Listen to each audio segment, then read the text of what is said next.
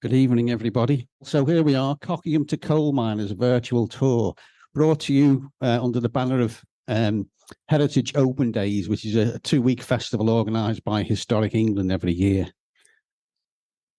Also brought to you courtesy of the King Street Heritage Action Zone project, which, as Paul said, a group of us are part of, and we've been doing loads of research, and we're going to share some of it with you tonight. Now, this was originally designed as a walking tour, and I've recognised a few faces of people who've been on the walk with me. Originally, it was designed for the Festival of Archaeology, so there's a bit of archaeology at the beginning. But we think about 150, maybe 200 people have been on that tour. It's a fantastic thing. Hopefully, we'll run some in the future, but there's no substitute for getting out, walking around the town centre and having a look at some of the fantastic old buildings. Yes, some of them need a bit of TLC, but I think that you can still spot the potential. And Sean, sitting at the back there, he also led some tours as part of the Streets Apart Festival, which I think went down really well. So Paul mentioned the Hypercost. We started the Hypercost. Does anyone know where the Hypercost is? No? One or two. It's well hidden. It's on what's called Stairgate, tucked around behind the back of the Grand Arcade. A lot of people say, why on earth did he put it there? Well, that's the nearest place it could be put to where it was actually found. So this is a Roman hypercost, a Roman bathhouse. It couldn't be left where it was, because this multi-story car park here on the right is actually built on top of the site. So, a bit like Richard III, it was in danger of being buried under a car park, which is why it's located where it is. So yeah, even when I've run walks starting there, quite a few people, do find it difficult to find it because its location isn't very well known. But you can see this is what it is. It's a hypercost, so it's basically underfloor heating, for the Roman bathhouse. So I don't know if you can see these pillars here. These are called pillae.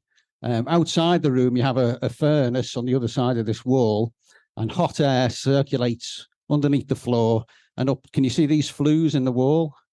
Circulates up through the flues in the wall, up into a vaulted ceiling and out through holes in the roof. So, this discovery of this more or less convinced everybody that Wigan was Coccium, the Roman town of Coccium.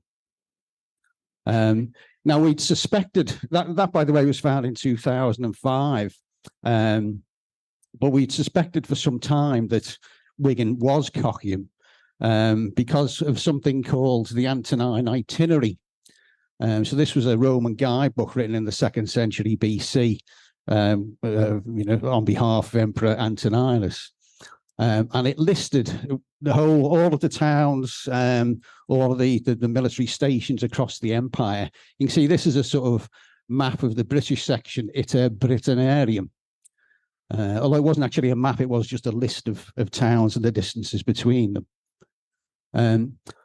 So this is a very early map, and this was written by or produced by a chap called Watkins, well-known antiquarian from the 1800s. So he first published this in 1883. So you can see, it's probably hard to see, but right in the middle there, Coccium, Wigan.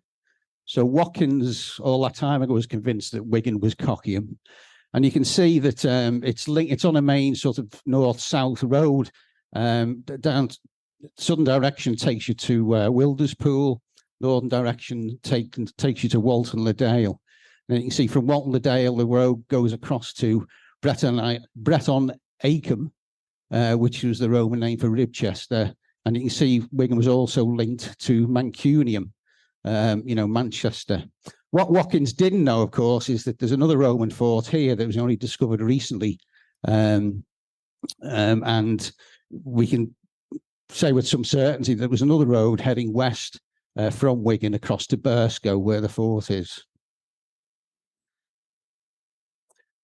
So yeah, this is actually, this is what's known as Iter X, or Route 10. So this is a section within the itinerary. So you can see it's a list of places, and you can probably see, whoops, back one. You can see here Bremetonacci, and that's a translation of Ribchester. You can see then Coccio, which is another variation of a translation of Coccium, and then Mancunio, again, another variation on the translation of Manchester. So you can see by looking at this from Bremetonici, Ribchester to Coccio was XX miles in Roman numerals. That is 20, very good, easy one. And then from Coccio to Mancunio, you can see is XVII miles, 17 miles, yeah. So on that basis, we always thought Wigan might be Coccium because it's roughly 17 miles from Manchester, 20 miles from Ribchester. There were other places that put up a claim. So Standish, somebody claimed that Standish was Coccium. We do know the Roman road went up through Standish. Edgeworth and Bolton tried to claim they were Coccium. And Blackrod tried to claim they were Coccium as well. But the discovery of this bathhouse and Hypercost convinced everybody really that it was Wigan. So how did they find it? Well, this whole area here, when the Grand Arcade was being built in 2005, this whole area had to be flattened. You can see this is Millgate here. This is the back of the town hall, college as was. This is the old Stairgate, which ran down, very steep road, ran down from Millgate down to Station Road. One or two of you might be old enough to remember that. So yeah, when it was cleared, so you can see this is when it's being cleared. You can see the Ritz Cinema hasn't been demolished yet, but that will go as well. The archaeologists then had a chance to come in and excavate. They put the first trenches on what was called Ship Yard. So that's the old yard behind the Ship Hotel. Chose that because it's an ancient pub. So they thought it might be relatively undisturbed. And they found a Roman defensive ditch and Roman tent pegs. And they also found just a single shred of Roman pottery, which gave them the clout to say to the developer, you know, there is something important here. We need to do more excavations. So as the developer was pushing for, for building to start, they opened up another excavation down here at Powell's Yard. So you can see just almost where that, modern Stairgate is, next to the old Pennington's building. And then they had this jaw-dropping moment when they started to unearth this. So this is the actual Hypercost in situ. So you can see these are your pili. You can see this large piece of a column, a pillar left as well. There were no floor tiles and no walls and no other parts of the building because when the Romans left, Wiganers were quite good at recycling. So they came in quickly and cleared away everything that they could that was above the surface. So yeah, that actual column's still in the museum. If you get a chance to go into the museum on Library Street, just go in through the door on your left. You'll see that column's there, that nearly 2,000-year-old piece of sandstone. So yeah, as they continued to excavate then, they realized they had a large, sophisticated bathhouse. So you can see there's this hot, dry room. That's the main warm room. Another sort of less warm room here. And then I think there is a third Hypercost in there somewhere. I'm struggling to spot it. Oh, yeah, it's this area here, I think. So, yeah, there was also an area for a hot bath, hot steam room, cold bath, changing area. So a large, sophisticated Roman bathhouse, which meant that Wigan, was a significant Roman settlement. And bathhouses were usually outside forts. So that was the next question. Where was the fort? So I don't know, can you see this sort of circular piece here that cut through the Hypercost? Can you see that? So what do you think that might be? What's round and lots of them in Wigan? It was a bell pit. So the centre of Wigan was very heavily mined at quite a shallow depth, lots of bell pits. So a couple of 100 years ago, somebody was digging their bell pit, and without realizing it, they cut straight through the ruins of a Roman Hypercost. So yeah, this is what it might have looked like. So this is the inside on the left, the outside on the right. So you can see these vaulted roofed buildings. So each of these was a Hypercost room. These are the sort of holes in the ceiling where the hot air comes out. And this is where the pillar might have stood. This what's known as a mansay. So a lot of bathhouses quite often had a hotel next to them somewhere where people could stay. So yeah, that's the Roman bathhouse. So the tour then continues across Millgate up to Believe Square, which is now a fantastic sort of open public space. And there was more archaeology done here. So you can see in the 1980s, this area here was excavated when all of this was demolished to build a Ween Children's Centre. And then in 2008, this area was excavated when there was further clearance done to build a new council life centre. So I don't know if you've got your bearings there. So this is the Ween, coming around here and coming up onto Marketplace. So that's the Ween Children. That was relatively short-lived. So I think it was only there for about 30 years. And that in turn was demolished. So yeah, this is part of the excavation from the 80s. So this was actually inside that warehouse that you've just seen on the picture. Found lots of evidence of smelting, of bell foundering. And they found this, they thought this originally was a mine shaft, but it turned out to be a well. So during both of those excavations, they found traces of a wooden frame building. And when they put them in the 80s, they couldn't really make much sense of it. It was just a small fraction of what was obviously a wooden frame building.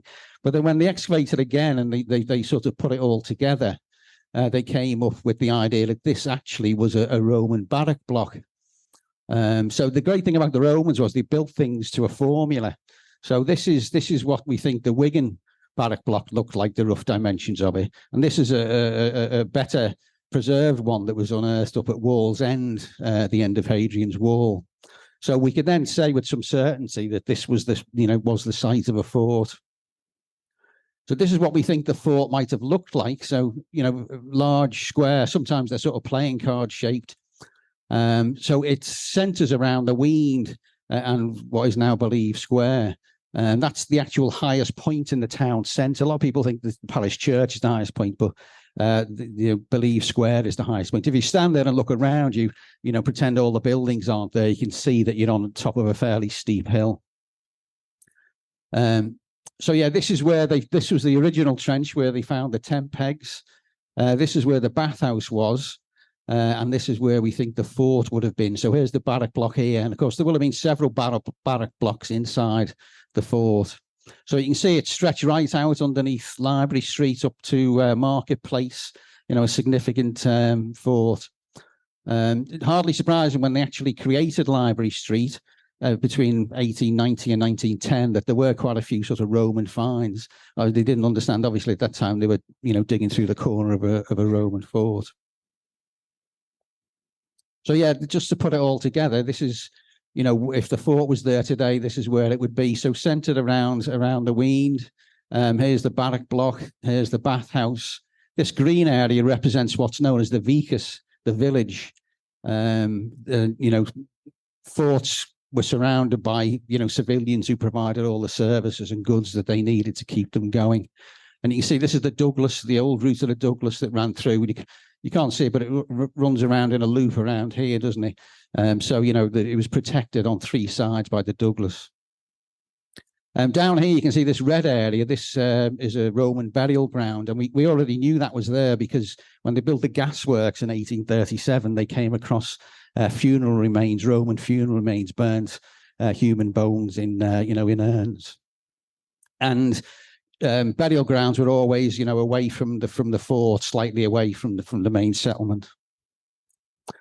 So yeah, the other thing we already knew was that there was a Roman defensive ditch surrounding the larger town, and the old antiquarians knew about this.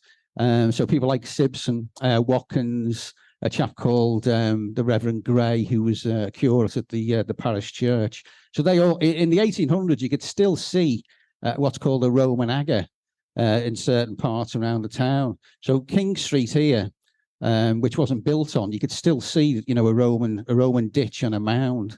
The sort of the mains over here as well, you could see evidence of it. This is roughly now where the sort of college would be, around about here. Deanery would be about here. So yeah, it was visible as well running along before King Street West was built. There was evidence of it. So the fort would have sat here and the vicus would have been around it. We had this large defensive ditch as well running all around the town. So anyway, the Romans left. We're not sure when, possibly around 140 AD. Antoninus, who I mentioned earlier on, he led this push up into Scotland. He went 100 miles beyond Hadrian's Wall, built his own wall, the Antonine Wall, built out of earth and timber. So it didn't last as long or isn't as visible as Hadrian's Wall, but there's still evidence of it up there. And it's likely that all the resources, from Wigan and everywhere else went north to support that push. So Wigan continued to grow as an important medieval town. You can see here this map from 1712, classic medieval street pattern. Here's the marketplace. So these represent the sort of Burgess plots. So the most prized plots where you'd build your house and do your business would be around the marketplace. And then, you had 4 main roads radiating out of the 4 gates. So Standish Gate, Millgate, Wallgate, Hallgate. And that doesn't mean there were gates on them, although at times there were gates placed on them.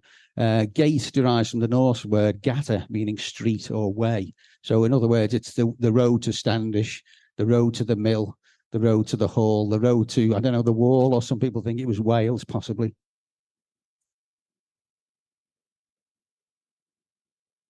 So yeah,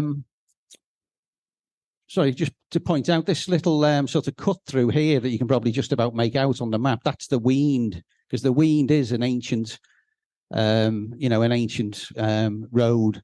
Weald, again, I think is another Norse word that, it is what it says on the tin. It's a windy, narrow passage or roadway. So we know the Weald has been there since at least 1394 and probably early, because it was mentioned in some deeds that were written at that time. So yeah, this is what the Weald used to look like in the 60s.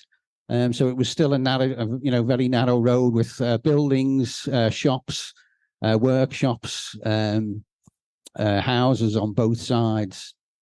And when I was researching the Weald, I came across an interesting story about connected to Beecham's pills. You might wonder what the connection is.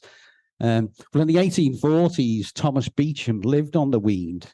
And he's the guy who actually invented Beecham's pills and made a vast amount of money from it.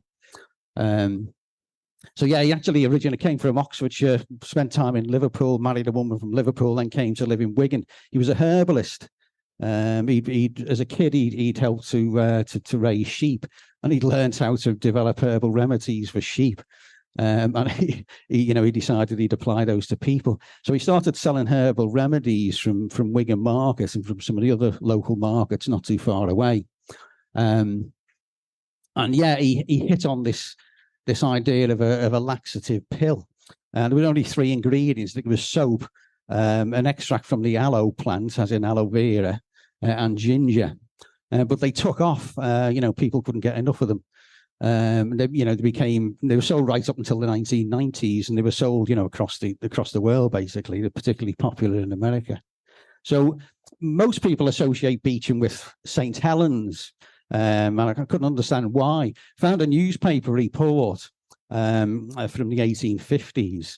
As business improved, they opened a druggist on Wallgate, and one day his wife prescribed laudanum to a customer, and she should have marked the bottle poison, but she didn't. A couple of weeks later, a young mother thought she was giving her baby cough medicine, but she actually gave the child a full teaspoon of laudanum. Now, laudanum is a solution of opium, which should only be taken in a couple of drops at a time. It's a sedative or a painkiller. So the child died. It was a fatal dose. There was an inquest, and the verdict was accidental death, but a lot of the local community held the Beechams responsible, so they quickly moved out of town, set up a business in St. Helens. The pills continued to be highly successful, so the business grew. They built a huge factory. Eventually, Beecham's became a big pharmaceutical company, merged with SmithKline Beecham. And yeah, Beecham's sons, I think his son was knighted, was made a baronet for his services to industry. And his grandson became a very famous conductor, Thomas Beecham, who you may have heard of. He was a famous conductor in the 20th century.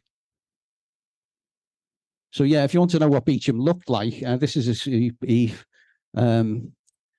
arranged to have his own face placed on his factory in St. Helens. So yeah, that building's still there, Grade 2 listed building in the middle of St. Helens. If you want to ever go and have a look at it and look him in the eye. So yeah, tour then takes us down the Weald, and the Weald, you know, it's probably had sort of less good times in the past. Although I think lots of people have got fond memories of it. I think lots of people were telling me the other day about Tickles on the left there, which I think was a haberdasher's or somewhere that a lot of people went. But yeah, it's still in pretty, well, it's in better condition now, I think, than it was certainly in the 60s, 70s, and probably 80s. We've got listed buildings on both sides. So, for a minute, you could be forgiven for thinking you're in York, wandering down the shambles. So yeah, as we leave the Weald, I always point out these two blocks sticking out of the wall on the top floor of one of the buildings that fronts onto Marketplace. Because this is where there was a loading board and there used to be a hoist out here. So this emphasizes how these Burgage plots worked. You bought a house and you ran your business, from that same place, and hopefully fronted onto a busy road.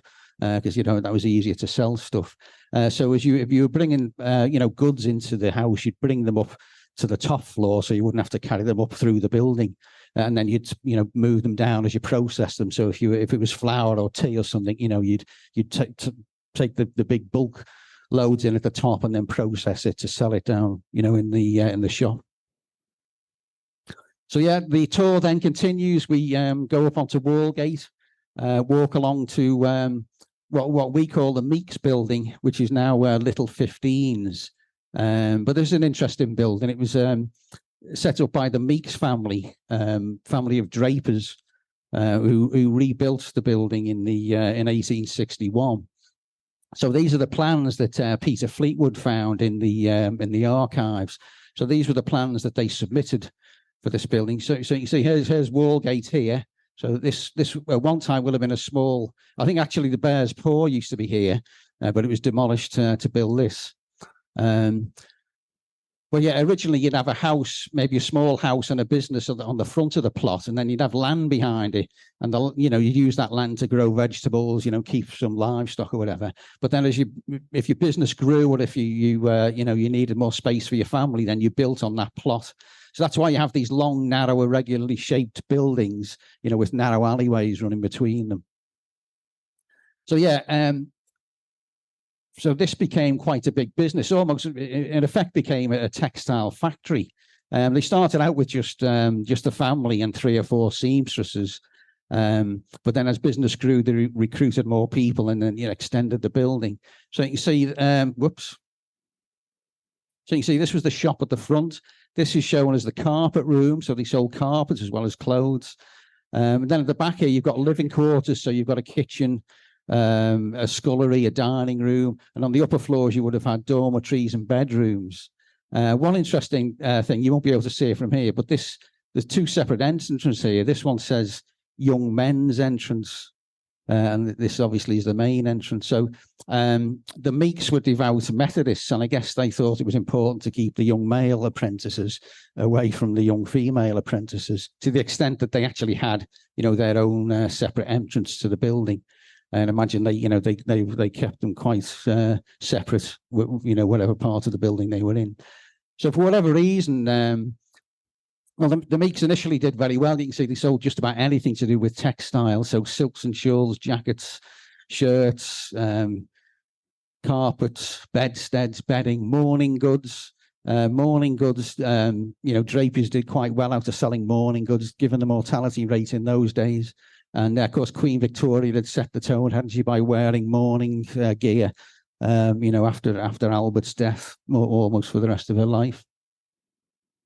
So yeah, we're not sure why, but they went out of business in the 1880s. So the big investment didn't really sort of pay off, and the building was used for a number of things after that. This is a picture of it in the 80s. I'm not sure what Frank, does anyone tell me what Frank Barnes was? Somebody suggested it. Oh, stationery, right, fantastic. Yeah, yeah. Somebody thought of travel agent, so Frank Barnes stationery, right, excellent. That's it. Oh, sorry, travel. Someone said stay. Hands up who thinks it was a travel agent. Stationers. Yeah, I think I know for a fact it was a stationers at one time because we've got some special maps to tell us who was in every shop. But I think before it was a stationers, I think let's assume it. I think it was probably a travel agent. So you can see this the side here. This is Bretherton Row. So you can see an advert here for Flax Mill. So there was another textile factory here known as Flax Mill. So yeah, if you follow the side of the building down Bretherton Row, you'll see that it in line with that plan, it goes all the way back, and the building gets narrower and narrower. So you can see it when it gets down to Arcade Street. You can see it's a very tall, very narrow building. That's because they had to follow that plot of land that belonged to them. So yeah, it takes you down to Arcade Street, which was built same time as Library Street between 1890 and 1910. So it's got that classic sort of red brick look. And you can see, obviously named after Grimes Arcade, which at the end there, which is currently boarded up. But yeah, right at the bottom of Bretherton Row is this wallpaper supplies building. First time I saw this, I was intrigued, wondered why there was this sort of cobbled runway across the front. Realised it must have had a different, life at one time. And I came across this advert in a book by Bob Blakeman, and he described it as being on, Timberlake's on Library Street, but it was fairly obviously our Arcade Street building. So you can see at this time there was an advert for Timberlake's. They were selling and renting cars and charabancs. So yeah, if you can you can see that it is obviously the same building, can't you? You can see the curved windows, and you can see that cobbled runway was to allow cars to go in and out. And you can see they've actually got cars displayed on the upper floor. So yeah, I've discovered that this was an architect's drawing by Ormerod Pomeroy, who later became Ormerod, Pomeroy and Foy, designed a number of buildings for Timberlakes and another number of buildings, mainly sort of industrial buildings around the northwest. So it was a revolutionary building at the time. It was still steel frame, so there were no pillars inside, so the cars could move around easily. And the upper floor as well, no pillars at all. There's actually a lift at the back of the building to take the cars up and down to the first floor. So it was a pretty revolutionary building. So that was built in 1910. 1914, obviously World War I starts. So this is the Timberlake employees, rather their numbers have obviously swollen, and they are, because they were also car builders and engineers, they switched their production to making these shell cases to support the war effort. They also opened a second place on King Street West. So yeah, there's still some evidence in that building of its previous use. So when Chris Braycheck took some pegboarding off the wall a couple of years ago, he found evidence, the old paintwork and this fantastic Austin sign from the 1940s. And when he showed me around, I could see this is the actual lift mechanism that carried the cars up to the first floor so they could be displayed on the first floor, in the first floor windows. So yeah, I took this picture on the right from the staff canteen in Timberlake's. I was trying to match this picture taken in the 60s. And you can see there used to be this sort of timber garage there just as you came through the arcade.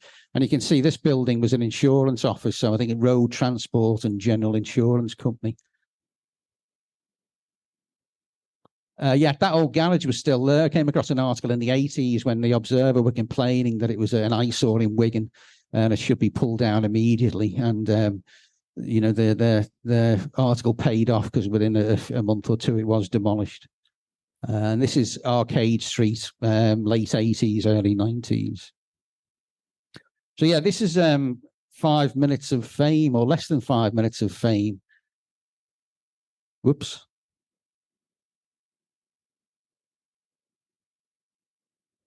Sorry, that won't play, never mind.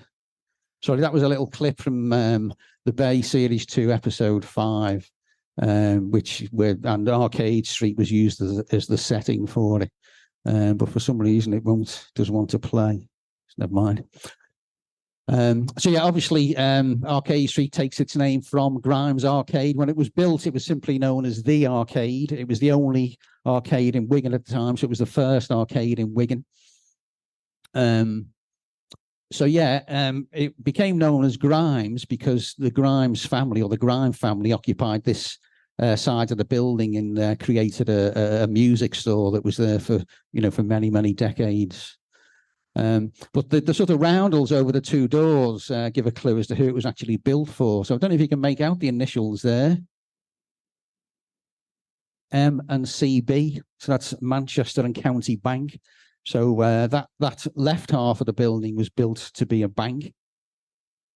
And then on the right side, I don't know if you can make that out, but that's an R and an L. So that was Richard Lee. He was a wealthy solicitor who originally had his offices next door. So it was also built, to provide offices for a solicitor. So yeah, it was best known though as Grimes Arcade. So it's a fantastic sort of Dickensian sounding name, that, isn't it, Grimes? So yeah, they sold pianofortes, harmoniums, lots of other kinds of musical instruments, sheet music. And they were also impresarios. They arranged concerts. They actually brought Halle to perform in Wigan before he set up his orchestra, and became a lot more famous. I found out recently they also had a brass band. They even had their own record label in the early part of the 20th century. So yeah, towards the sort of 50s and 60s, they opened a record store in the basement, which some of you may have frequented. I believe they had the old listening booths there where you could go and listen to singles, and decide which ones you wanted to buy. They also got into electrical goods. So you can see this is an advert from 1937 where they're selling HMV refrigerators. So this is what you needed in the 30s to keep your food cold. So yeah, this is the sort of back of the arcade, which one time was quite a beautiful thoroughfare through connecting King Street, Library Street and Arcade Street. It looks more like this today. The actual arcade itself hasn't been open for over 20 years, but there is we're hoping there is activity there, and there are sort of plans that convert the upper floors into apartments, have some kind of hospitality offer on the ground floor. And there's even talk of a comedy club in the basement. So yeah, but when it was first built, it was actually the arcade to nowhere. So I don't know if this picture here on the right is from the 1890s. So you can see they've demolished some of the old back-to-backs here to start knocking Arcade Street through. This is a more recent picture of it. And you can see the actual arcade structure itself hasn't changed at all. Prior to that, the only way through was through. You might just be able to see a sort of underpass there that led you through into Bretherton Row. So yeah, this is another view through. When Arcade Street had been fully created, as this is from the 1940s. So you can see at this time that it was the floor was traditional flagstones. You can see these cellar lights, which carried light down to the cellars below. So yeah, we had a chance to have a look around inside, myself and Neil, last year. So you can see it is in, although a lot of the original features are still there, it's in a bit of a sad state. So I don't know if you can see these original sort of Gothic arched doors that led to the upper floors. They're still, very much intact. These sort of oriel windows, these were a later addition. So I don't, they're not original. In fact, they cover up the old cellar lights. So yeah, you probably all know Dawson's eventually took over from Grimes, I think in the sort of late 60s, early 70s. But they continued the tradition of providing, everything musical, I think was their motto. And yeah, this is inside the main sort of warehouse area. And I think this said, you can buy with confidence. And I think the blue writing said Grimes of King Street. So still some sort of, evidence of its original use. And there's this fantastic old wooden shutter that's still there, obviously a precious artifact. You can see up, if you can read upside down, that says warehouse. So we think it hasn't been open yet because it's, it's a job for experts. But we think it obviously says, Grimes Musical Warehouse. And we think there was probably a shutter on the front. There weren't windows. There was a shutter that you rolled up, to get the pianos and organs in and out. So you can see the upper floors, these big old strong rooms are still there with these huge, thick metal doors from when it was a bank and when solicitors needed strong rooms. Interesting colour scheme there. I don't know when orange walls were a thing, but and then you can see this is the condition it was in, but quite a bit has been done already. The broken glass has been removed, and it has been made sort of weather tight. So yeah, this if you do get a top floor apartment, this is the view you'd have across the rooftops of Wigan. I think that's probably the Welsh Hills in the off there in the distance. So yeah, at the back there was Uptown. Anyone know what Uptown was? Hairdressers, yeah, Uptown hairdressers. And also at the back, you notice on the early picture they had with the underground bar, which occupied the cellars and the sort of the left-hand side of the ground floor. So this was, as you go in, this is what you'd see as you head into the underground bar. So obviously trying to transport you to London. So there's the London skyline. Unfortunately, it's the basement, isn't that inspiring these days, and it's again in a bit of a sad state. May have been flooded at one time, but it was very different in the 90s. It was about to become Wigan's latest attraction. So this was the disco area at Cheers in King Street. So it was just being opened up. I think this was after it had been the underground. It was being opened up as Cheers Bar. So anyone remember Cheers Bar? So yeah, this fantastic article, it had been painted in the cherry and red colours, obviously with a rugby theme, being opened by the people who ran Maxine's nightclub.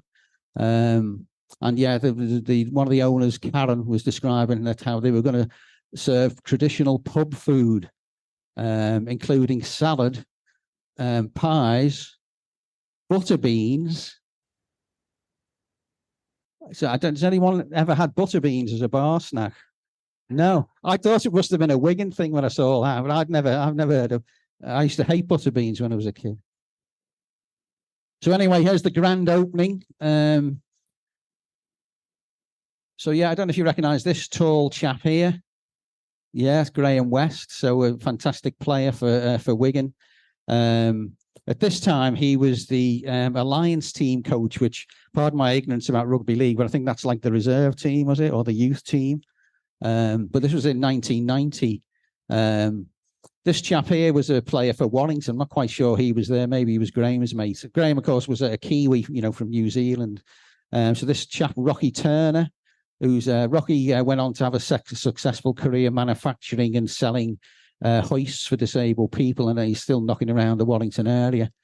But yeah, Graham went on to become the first team coach, as most of you will know a lot better than me. And he was the only Wigan coach to win all 4 major trophies in a single season. So this is him with his trophy haul, I think, in 1995. This looks like, the Sports Personality of the Year thing. So did Wigan win the team of, I guess they won all of those trophies. They must have been the team of the year as well, were they? 1995, yeah. So unfortunately for Graham, the following season form dipped and he was replaced. But he's, since moved back to New Zealand, and I presume he's, living out a happy retirement down there. So on that high note, I'll now pass over to Claire, who'll take you through the next stage. Right. I'm going to take you through the next part of our virtual tour, up the old, narrow, cobbled alleys of Robottom Square, and into a space which is very typical of its medieval Burgage plot roots. So here we are in Robottom Square.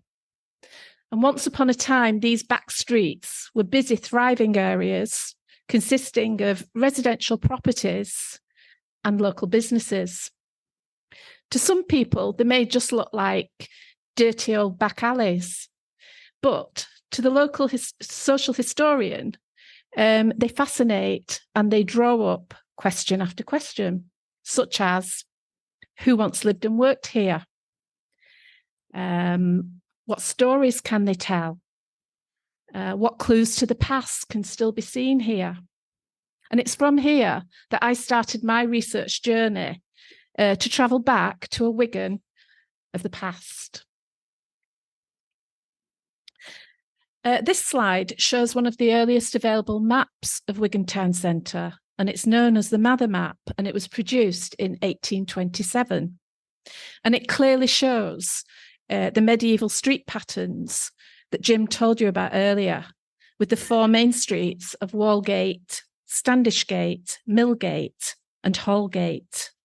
And from this map, you can see how it exemplifies the long, narrow Burgage plots, with the most premier spots being those closest to the marketplace. And the area that I'm going to talk about can be seen circled in red just here. And it's this particular house here. So here we can see a zoomed in version of Robottom Square. It's showing us that in 1827, King Street wasn't yet developed on the side of the street that's closest to Robottom Square. Sorry, just a sec, that's the wrong button. Go back. Here, so here's King Street, and we can see that this side of it isn't developed at all. And we can see here what was described as beautiful ornamental gardens.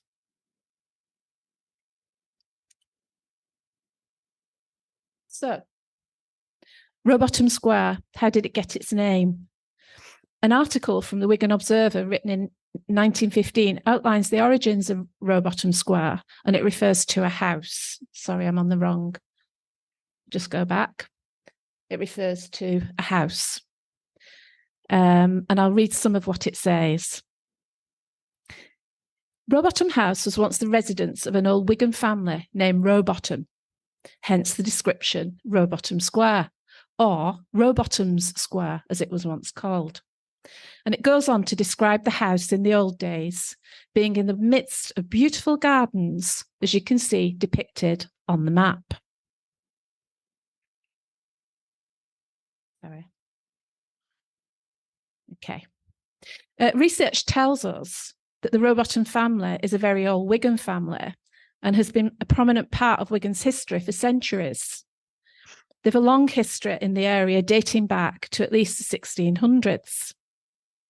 Robert seems to have been the favoured family name, passed down to each generation. So we've got quite a few Robert Robottoms in the history of Wigan. And this slide is showing a notice from the Oxford University. And it's showing that Robert was born in 1706. He attended Brasenose College, Oxford University, matriculating at the age of 19 in 1728, and he achieved his degree in 1733. And this prepared him for life in the church. He became the vicar of Loughton for many years, and he was instrumental in establishing the parish church of St. Luke, which we can see here. And he was given a special mention in the annals. We haven't enough time this evening for me to go into much detail about Robert and his career at the church. However, if you want to know more about the history of St. Luke's Church and the role that Robert Robottom played, there's an article in the current special edition of Pass Forward, which we've got on sale this evening, that Paul mentioned earlier, at the really good price of £2. So if you would like to know more about that and Reverend Robottom, you'll find an article in there explaining it. We've got about 20 copies available here tonight, but we can get more if we sell out. So records show that the Reverend Robottom's brothers and other relatives at the time resided in Wigan. And a relative of Reverend Robottom is another Robert, Robert Robottom Esquire, who was mayor of the town on 3 occasions, 1785, 1792 and 1794. And he was also church warden of the old Wigan parish church.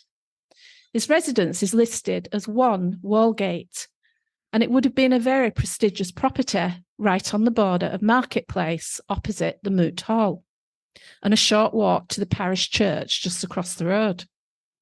Sadly, Robert passed away in 1796 at the relatively young age of 45, a victim of consumption.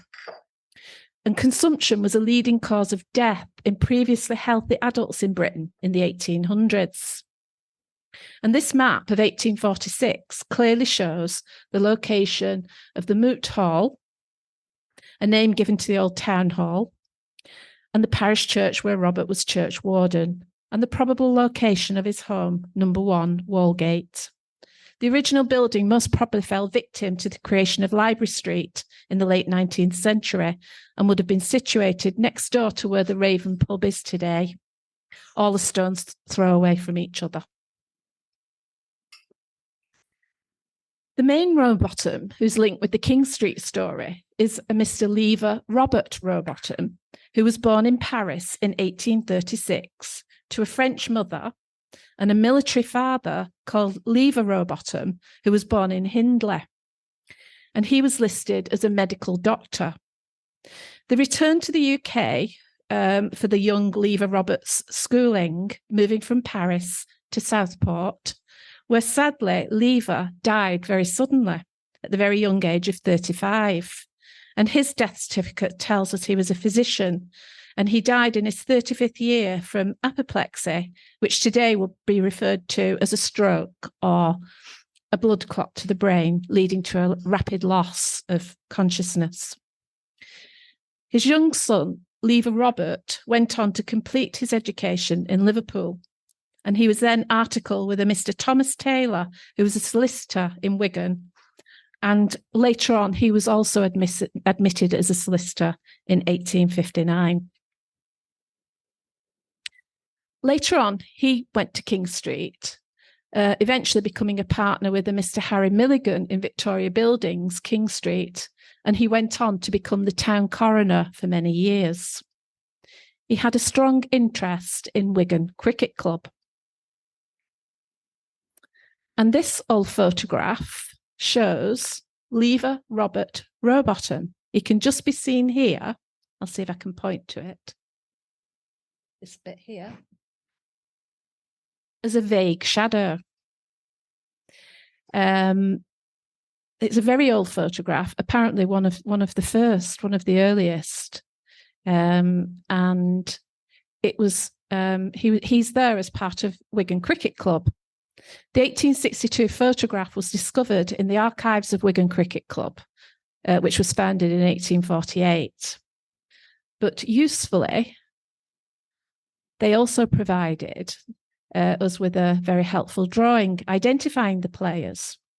And we can see that figure number 7, there he is. No, he's number 7 on the photograph. Is listed as Lever Robert Robottom and informs us that he is the borough coroner and a founding member of the Lancashire Rifle Volunteers with a rank of major.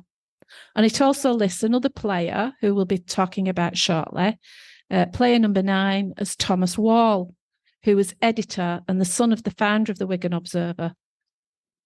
Oh, sorry, hang on. Yeah, number 7 is... Sorry, I got that wrong. Number 7 is Thomas Wall, and number 1 is Lever Robert Robottom. You'll have to excuse me. Okay. By 1848, the Robottoms had moved out, and the house had been sold, and it changed hands, showing it had a change of use as a temperance hotel with private and commercial rooms, and Peter Grant as the proprietor. Peter Grant was born in 1793 and was from the Strand area of London. He was a passionate advocate for temperance, and he was often seen speaking at public meetings and rallies in support of the movement. He was also active in lobbying the local government to pass legislation that would reduce the availability of alcohol in Wigan. The temperance movement in Wigan began in the early 19th century when the town was experiencing a period of rapid industrial growth. And the movement was driven by a desire to reduce the levels of alcohol consumption in the town and to promote the benefits of abstaining from alcohol. The Wigan Directory of 1869 tells us it had changed hands once again.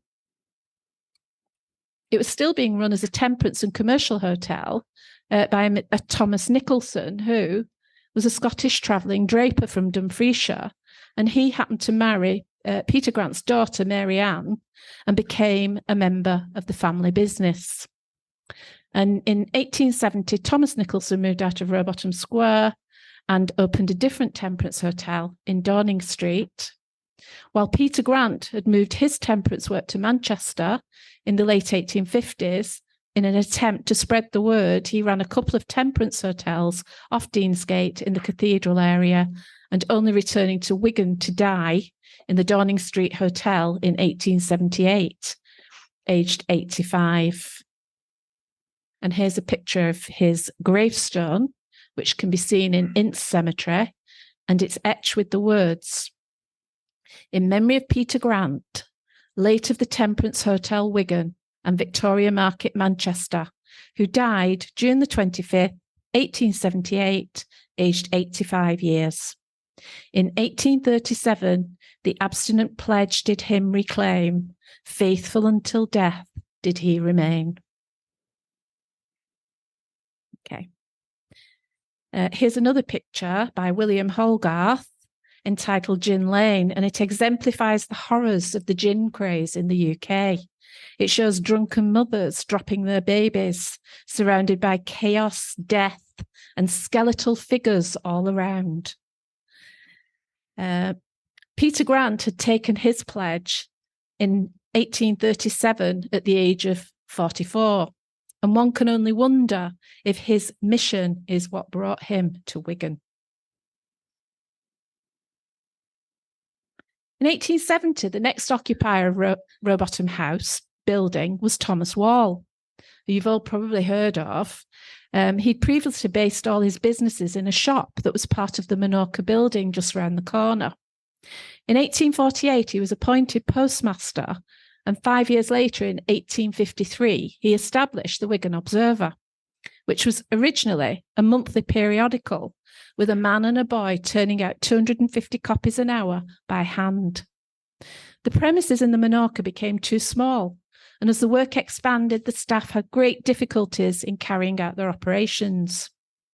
Business was booming, and time-consuming printing pressures forced Thomas to look elsewhere for expansion.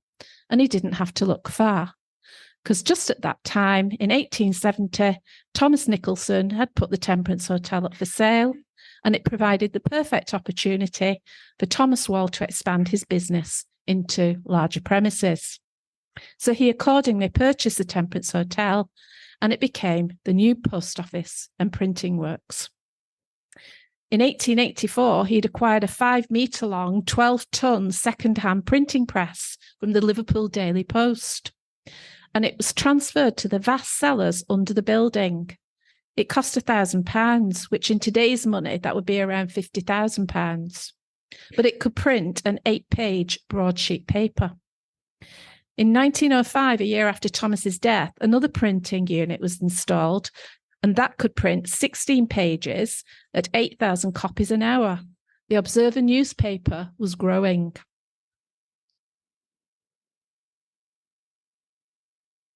This is an interesting slide. Again, it's showing plans. These were drawn by the architect, Richard Thomas Johnson. They clearly show the new post office in Robottom Square, the Observer office on the corner of the Minorca Hotel, and the extensive cellars which stretched almost the length of Robottom Square.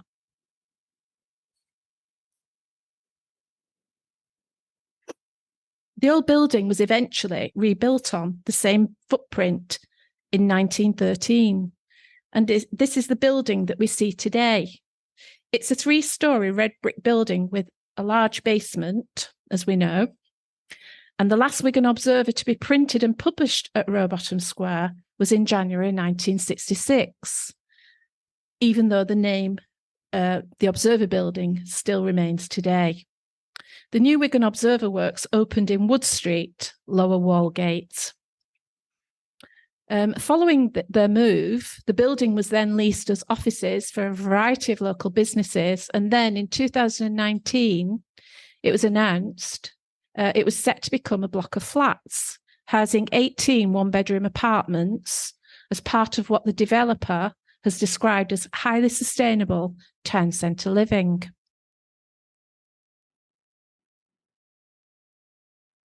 And this slide shows somebody that some of you may be familiar with.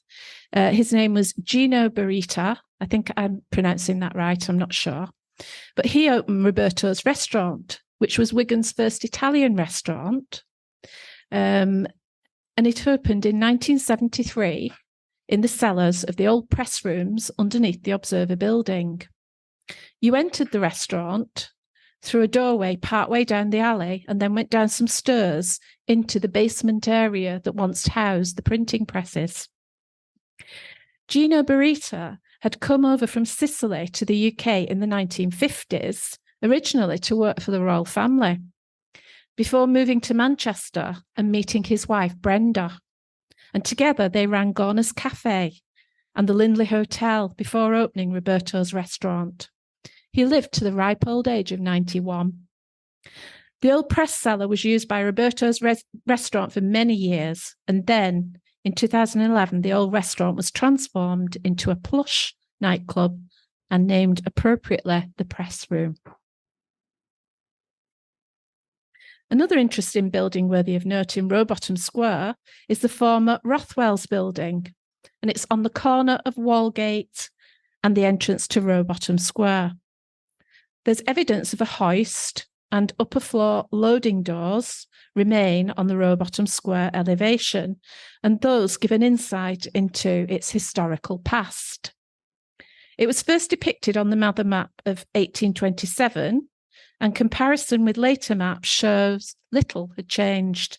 So this suggests that the current building is the same as it was in the early 19th century. From at least the mid-19th century, it was a grocer's, the proprietor being recorded as John Rothwell, who was described as a tea, coffee and wine merchant. He was born in 1824 in Pemberton, and the 1841 census shows him as an apprentice grocer to Thomas Young on Walgate.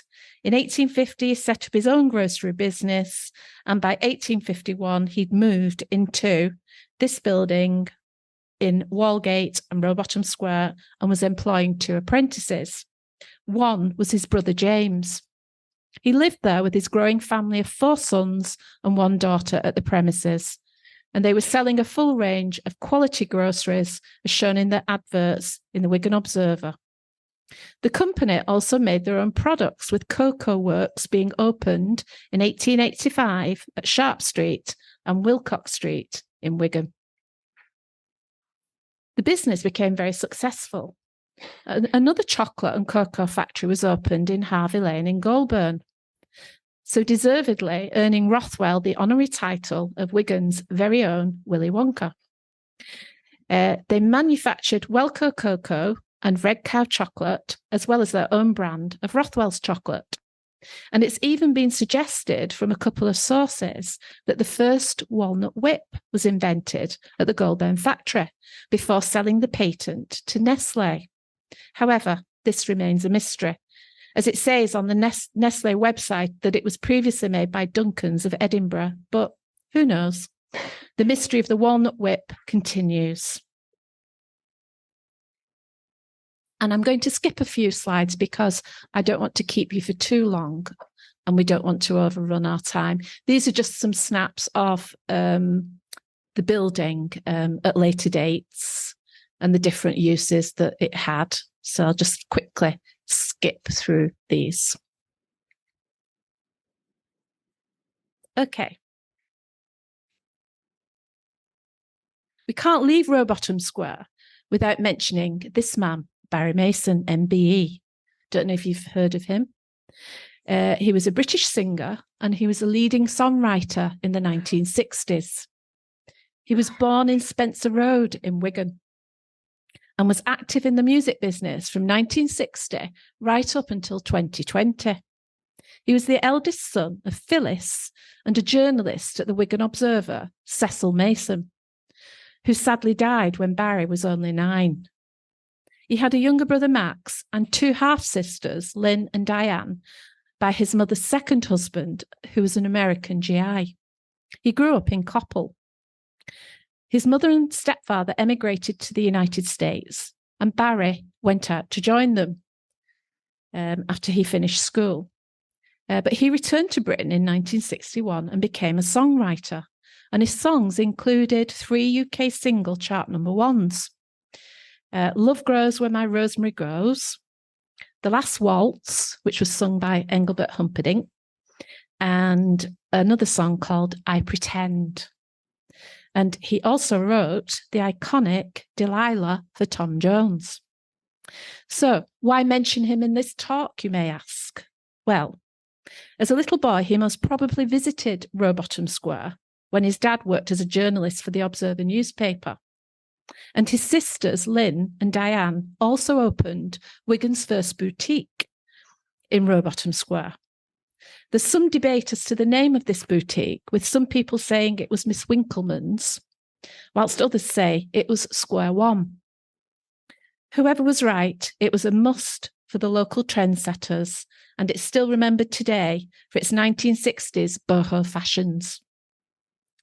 The entrance to the boutique was in Rothwell's building, through the side entrance in Robottom Square. Now, this slide shows the man himself, Barry Mason, actually singing the song that he made famous, and it was called Number 1, Robottom Square. However, I don't know if I'll be able to get it to play. Jim, what do I press to get it to play? Press the forward button. See if that one. Oh, we might be in luck. If we do get it to play, please feel free to join in. It's very good. So sadly, now we must leave the square. I'm sure you'll all agree what a fascinating and amazing place our little Robottom Square has been through the ages. And to go there, you would never imagine all those things had taken place there over the years. So now we must leave the square and head just round the corner to the fabulous Minorca building, which is now known as the Barclay. In 1763, there was a farm and a malt kiln on the site. But by 1791, there was an inn which was owned by a Mr. William Roper. In the late 1790s, Wigan Corporation commissioned a new street, and the deeds included a requirement for it to furnish between Walgate, Chapel Lane, and Millgate a better lane than Foggy Lane, and it would be known as King Street. And William Roper was the other party to the deed with Wigan Corporation. His inn was originally known as the Thornton, and it had a prominent spot on the corner of King Street and Walgate, and it was rebuilt as a fine Georgian inn around the end of the 1820s. And it retains many of its original features, earning a Grade 2 listing with Historic England. For many decades, it was known as the Minorca Hotel. The origins of the name are not fully understood, but it's believed to have been run by a Spanish refugee from the Napoleonic Wars, who was a skilled hotelier and may have named it after the Balearic island he came from. At either side of its main entrance were 2 shops, one on each corner, which were put to good use. The corner shop to the right of the entrance was a box office, and that sold tickets for the many nearby theatres, and later it became an off-licence. The one on the corner to the left was Thomas Wals's shop, which he'd vacated for his move to Robottom Square. After Thomas Wall had moved into the Observer building, his shop front then became the Minorca Grill Room. which was a walk-in restaurant. And here we can see an advert for the Minorca grill room.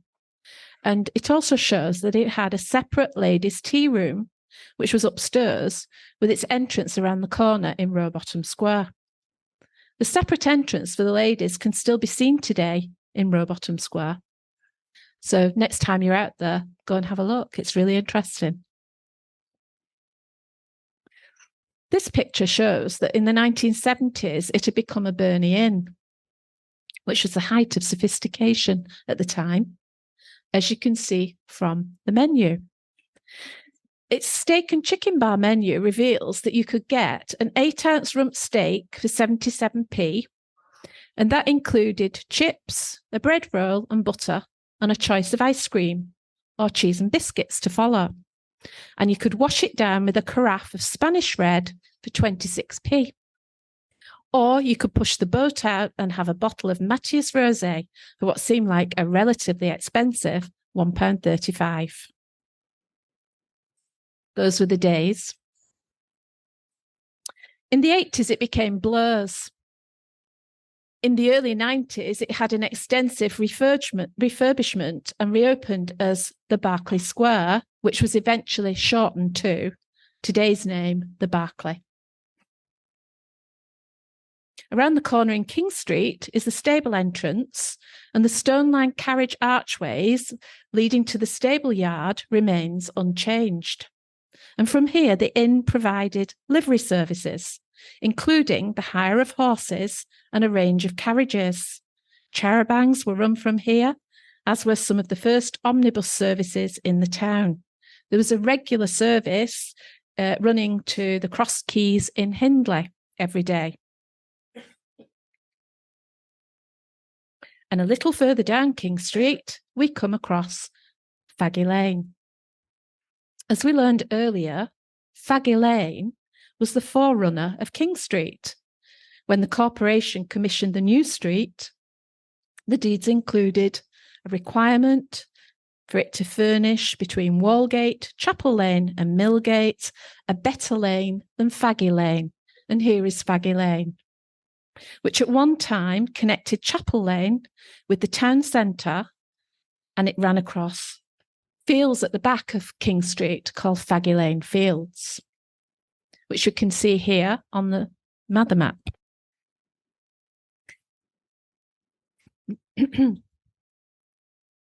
So the Mather map shows Foggy Lane Fields before the railways were built. And you can just make out an outline of a track that was once Foggy Lane, crossing the field diagonally. A fragment of it still remains today between Queen Street and the railway, hidden behind a car sales showrooms, and it's remained a public right-of-way.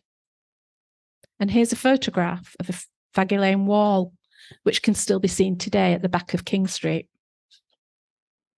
Here's the spot where the old Foggy Lane met the new King Street, and that's still there today. It's where the walkway across the railway joins King Street next to the old County Playhouse.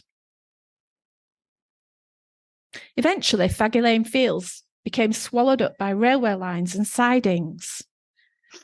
But the rail company had to retain public access, so they had to provide a subway under the tracks and a bridge across the tracks at the other end.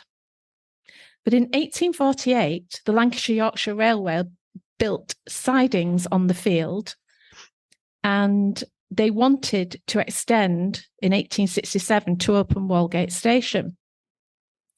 And the bridge became the scene of a fierce battle in 1867 over the right-of-way between the two major rail companies, becoming known as the Battle of Foggy Lane. The Lancashire-Yorkshire Railway barricaded the lane to stop people getting to the North Western Station because they wanted everybody to have the convenience of their station.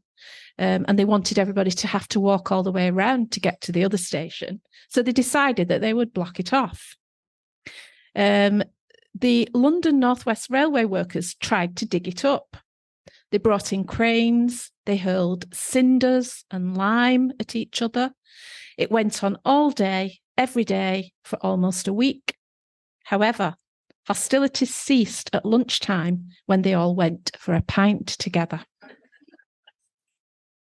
In the end, it ended up going to Parliament to be sorted out, and the Lancashire-Yorkshire Railway Company lost their case and had to give access across their bridge to the London North West Railway passengers. And that is a true story. Okay. And I love this slide because it's so good to see this example of Victorian sense of humour. And this is some correspondence from Foggy Lane Bridge itself to the editor of the Wigan Observer. And I shall read it aloud for you. Sir, I am a bridge, commonly called Foggy Lane Bridge, and I am for the use of pedestrians between King Street and the North West Station. I was built by the Lancashire and Yorkshire Railway Company from plans approved by the Corporation of Wigan. Now at present, I am almost useless at night from my owners not choosing to put any lamps at either end of me. And in wet weather, I am for the most part underwater. May I ask who is responsible? If no one will try and improve me, most assuredly some night an unwary traveller will come to grief in groping for the steps at one end.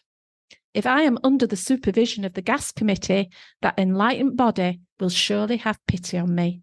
Yours, etc., the bridge. And here is a wonderful shot of Foggy Lane Bridge in the 60s. And when we first posted that picture on Facebook, we were contacted by Christy Jennings, who turns out to be the little girl in that photograph.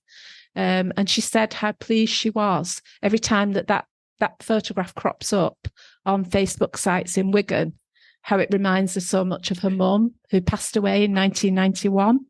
So that was nice. And last but not least, my most favourite doorway on King Street. And I'm sure you'll agree, this once magnificent doorway wouldn't have looked out of place at number 10 Downing Street. It's my last stop on King Street. The address is 2325 King Street and is one of the earliest and most beautiful Georgian buildings. It's a large double-fronted townhouse. Sadly, this is how it looks today. It was built around 1800, and as was the trend in those days, it was both the home and the place of work of two generations of the Rucroft family.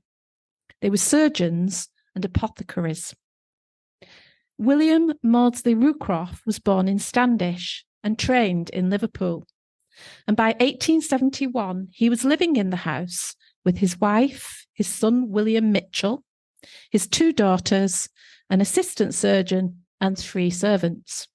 And he also practiced surgery at the infirmary. And like many enterprising Victorians, he diversified. He can be found in the local paper endorsing patent airtight metallic coffins, which prevented the release of infection and noxious gases from decomposition. He was also first on the scene of a disaster in 1884 when the London North West Railway Company were widening the railway near Wigan. And as a bridge was being demolished, it collapsed, killing the railway inspector and 6 men. He helped to recover the dead and to treat any who were seriously injured. In 1869, an article was published outlining an assault to 10-year-old William Rucroft, and it reads, "Courageous highwaymen. On Friday evening, just after darkness had set in, Master William Rucroft, a boy 10 years of age, the son of Mr. Rucroft, the surgeon of Wigan, was riding between Standish and Wigan when he was attacked by a couple of men, one of whom held the head of his pony while the other pulled him to the ground, ill-treated him and rifled through his pockets, in which the only money they could discover was 6pence. The boy's cries for help brought him assistance, and the scoundrels decamped without noticing his watch. The little fellow reached home not much hurt, but in a state of fear, which would entitle his assailants to a vigorous application of the cat should the police overtake them. The cat being the name of some sort of whip. And we don't know if they ever found them. And finally, by 1891, we have William Jr. had joined the practice, and as well as serving the town, he served his country as a surgeon colonel in the volunteer battalion of the Manchester Regiment. At the age of 56, he was serving at Flanders on the Western Front, and he was awarded a CMG in the 1918 Honours List. Shortly after, he resigned his commission due to ill health, but he remained an honorary colonel, and he later retired to Southport, where he died in 1943. Over the years, the house had a number of other occupants, including the Hulton Colliery Company, a firm of solicitors, and in the 1960s, it housed an optician's. And it's used today by one of our members who runs his business, Lupine Travel, from the building there. And he informs us that it still has many of its original features. And there, sadly, ends my part of this guided tour. Part 2 will resume after a short interval, so please stretch your legs, refill your glasses, and Jan and Ken will continue with part 2 of the tour after the break. I hope you've enjoyed it. Welcome back. I'm going to take you further down King Street. And the first thing to mention is the confusion over the property numbers. Changes have been made over the last 200 years, which causes some confusion as houses have been built on extra. Sorry? Can't hear me? Can you hear me now? Right, okay. The first thing I want to talk about is the confusion over property numbers. Changes have been made over the last 200 years, which have caused some confusion around with censuses. As new buildings have been built, then the numbers don't necessarily correlate. So as we go along, I'll try and refer to the numbers as we've got them today. The first slide shows you 35 to 45 King Street, which is also known as the Leader Building. And this is the guy that commissioned it. He was born in Ireland, William Leader, a lawyer, worked with the Queen's Building Investment Company, arrived in Australia in 1888 and met a very tragic end being hit by a tram, which is a bit like Coronation Street, if anybody remembers it.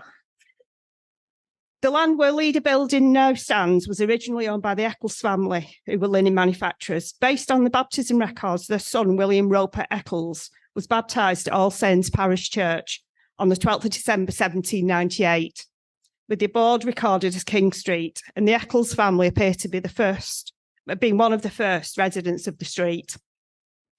Wigan Corporation Board of Health recorded the approval of plans by William Leader for a 3-storey brick building for use as a Masonic Hall in June 1873. It's more commonly known as the Leader Building or the Turnkey Cellars, which you probably all remember.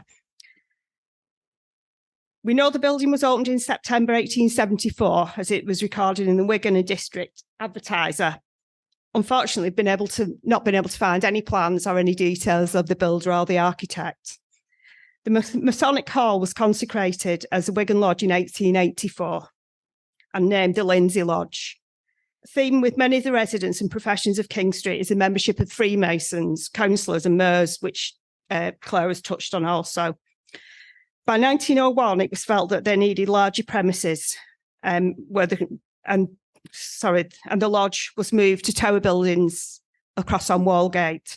That was designed by the civil architects Bradshaw, Gass and Hope from Bolton and was completed in 1900. It's housed many individual Masonic lodges, including the Antiquity Lodge, one of the oldest ones up until quite recently.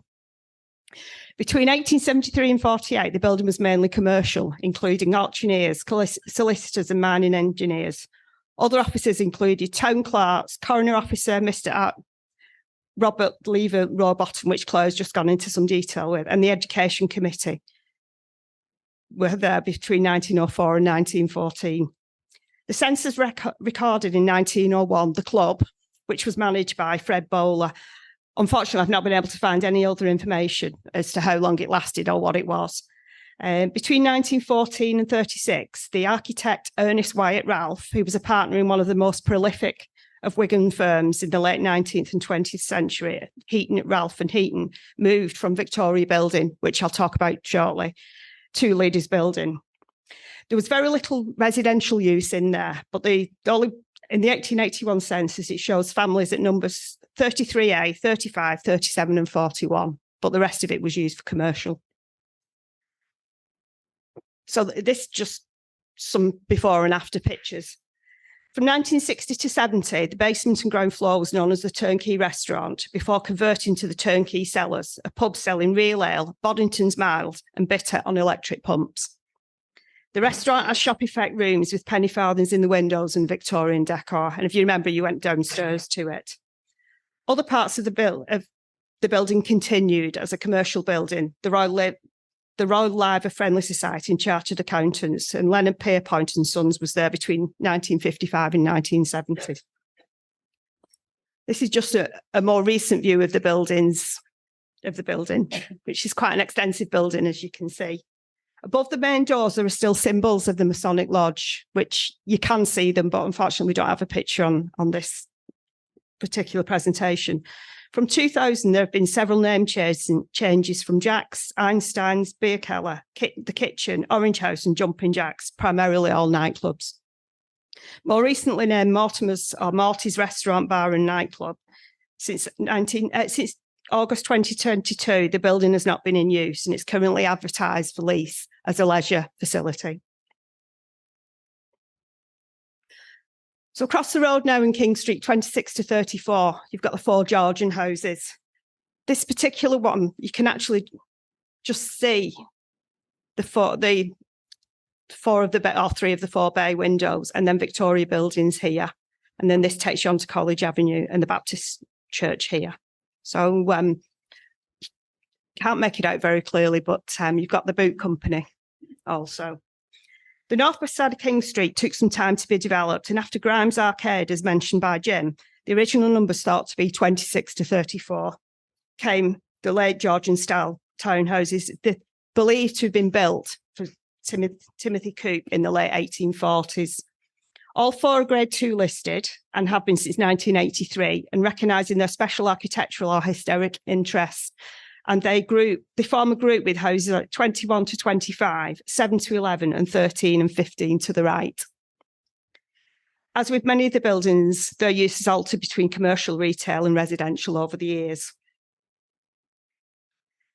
This shows, we're not sure of the date on this, but it shows quite a significant funeral cortege, but it also gives you the Eureka, the Bodega, and then again, the 4 windows of Victoria Building, which I'll go on to, and then the Georgian buildings, which I'm just talking about at the moment. Just a really interesting picture. Unfortunately, we haven't got a date for. This is a bit more recent. Again, this shows 28 to 34 King Street, but you can see the Georgian buildings. Oops, sorry. Wrong one. You can see some of the bay windows, but you can also see here, which was probably quite recent to the 1968 photograph, that the front bay had been taken out. So the modifications had been made, showing James Lowe cameras.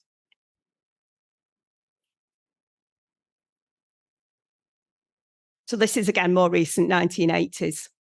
Again, you can see the John Lewis, which I believe was a wallpaper supplies. And then next to it, you've got Scott's. And then coming along here, you're into the Victoria buildings with the 4. And again, you can still see the 3 of the Georgian buildings there. We believe quite a few of these have still got some of the original features.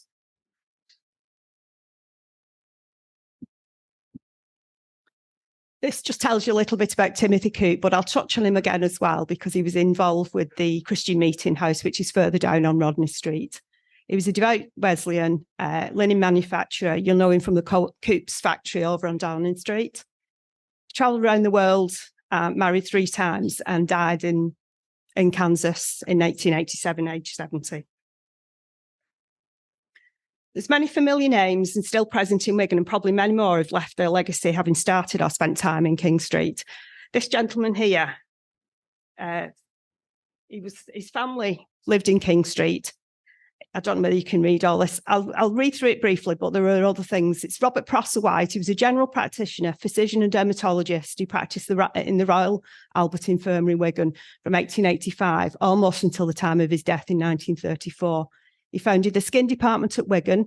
He was president of the local Dermatological Society, Manchester Medical Society, and the Certifying Factory Surgeons Association. In his spare time, he had a great interest in education, art, music, and poetry, and founded a number of funds for medical education, overseas study, and parish music. His area of particular interest was occupational dermatology. He was a certifying factory surgeon for Wigan and area, and authored probably the first occupational dermatology text, Occupational Affections of the Skin. He lectured widely in Europe and the US on occupational skin disease, and was associate director of the Journal of Industrial Hygiene. His father was also a doctor. He was James White, and he remained in King Street between 1851 and 1881, was Prosser White moved, I'm not sure actually where he died. Again, a member of the Freemasons. But just more specific to Wigan, he was a honorary physician to Wigan Infirmary and later became a life vice president, and he founded the skin department at Wigan. The next one along is Victoria Building. This is as we see it today. Unfortunately, we haven't got one of the original ones apart from the few black and white ones that I've shown you.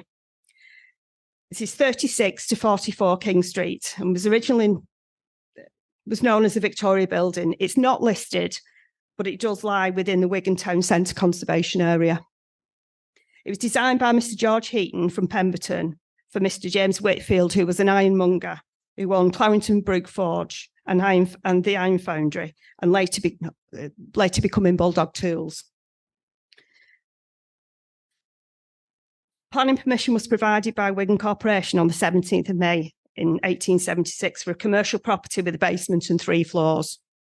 It was built by James Fairclough, a popular builder who actually had a property further down King Street, who was also born in Wigan. And the official opening in September 1877 was recorded by the Wigan Observer and the District Advertiser. But as I said, we were unable to find any proper plans or any early photographs. The original building had 2 shops on either side of the central main entrance. The central door gave access to the basement and smaller offices, and the building as it stands today, you can just make out the 4 bays. Sorry, you can just make out the 4 bays. Sorry, with the central window, which would have stood above the original entrance. Initially, the owner, James Whitfield, transferred his ironmongering business into the new build. Local newspapers also advertised for butter and bacon markets being held there from 1877. Census data between 81 and 1939 shows very little residential use, so it was all commercial and restaurants. Over the years, as with other buildings, many professions came and went. And the professions included professional surveyors, architects, civil engineers, accountants, insurance companies, stock and share brokers, and shop owners. Wigan School Board entrance was off College Street, which is to the side. Wigan Rural District Council, and it was also the office of the clerk to the Board of Guardians, Mr. Henry Hackley, him and his father played a very big role in a lot of the Wigan coroners and also guardians. The coroner's office included names like Ralph Darlington, Maskell Pierce, John Hotwood Sayer, who notably held the first inquest without a jury in August 1918, after the passing of the Juries Act, allowing coroners to dispense altogether with juries. He lived for many years at Glebe House, which is attached to Wigan Hall, where he died. So these are just 2 of the shops. So Timberlake's, again, as Jim mentioned, this actually went straight through to the back of the building and joined on to the other Timberlake's buildings in College Street and Arcade Street. And on the other side, it's the evolution. So it's a then and now, really. Timberlake's, it was advertising sale of bicycles, tricycles, bassinets, and mail carts between 1891 and 1920s. and in 1924 advertised as automobile engineers.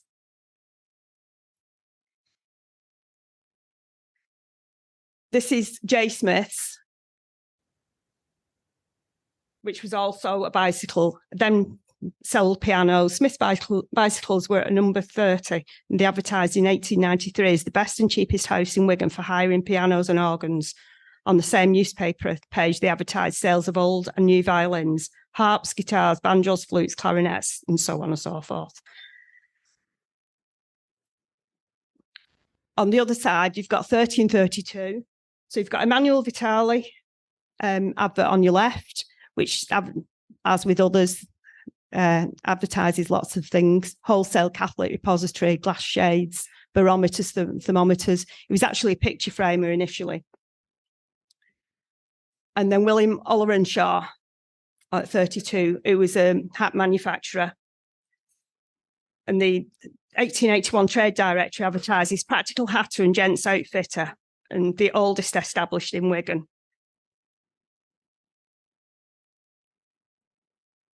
Sorry. There was also the bankruptcy boot company that was selling boots and shoes, the Eureka shop sales selling cootwear, and other adverts included Kimmock Medicine, specialists and experts located at 34 King Street. And in 1916, a new gas showroom opened. I haven't been able to find any more details about that. And then, as we meant, I think we've seen on one of the earlier pictures, Hilton's boot shop was on the corner of Victoria Building. They were still advertising for staff in 1900. So from April 1882, floors 3 and 4 housed the Wigan Telephone Exchange. So we're still in Victoria Building. And it was advertised as, shortly it is expected to be connected with those in Manchester, Liverpool, Blackburn, and most of the leading towns in Lancashire, and local members will be able to converse with their fellow subscribers in those places at their own offices. And that was April 1882.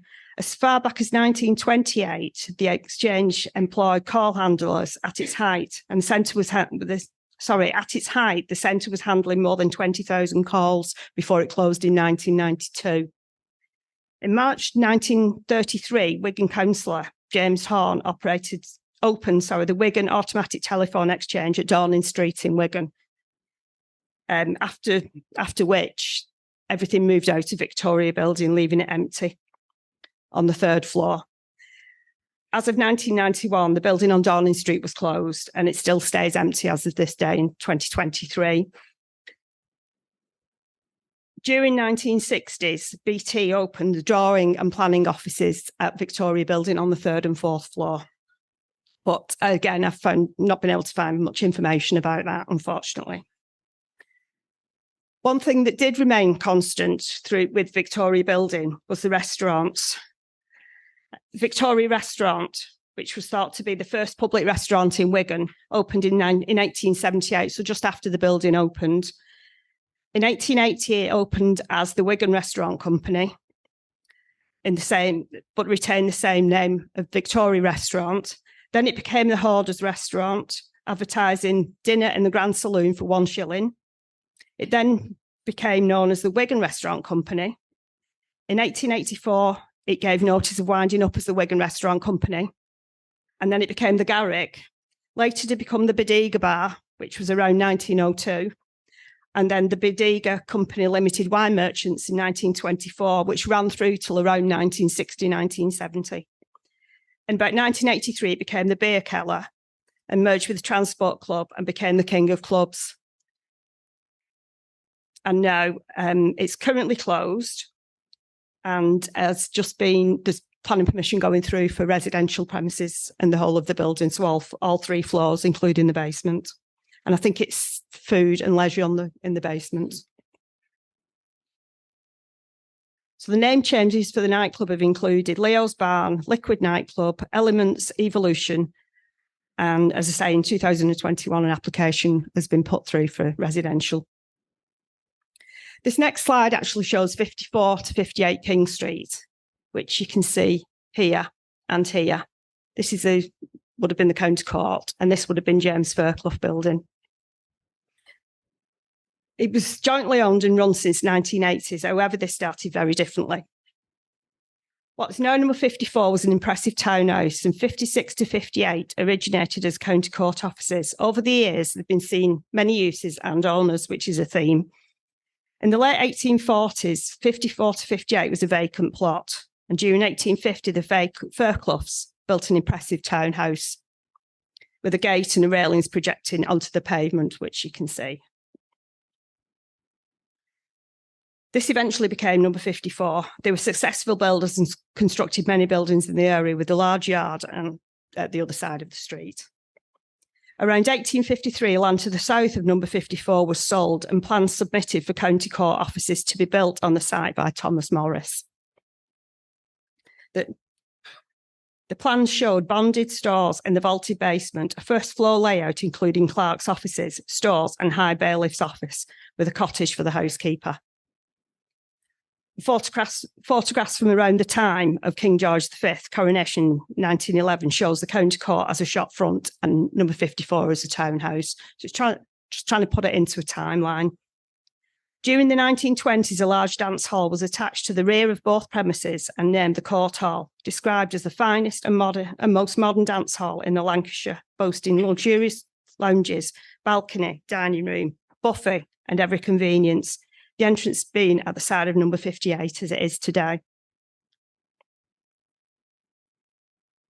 So the Royal Court Theatre was designed by Richard T. Johnson and built in 1866. He was also responsible for the redesign of the Theatre Royal and the Empire Theatres in Wigan, and it was built at a cost of £18,000, which I don't know what that translates to now.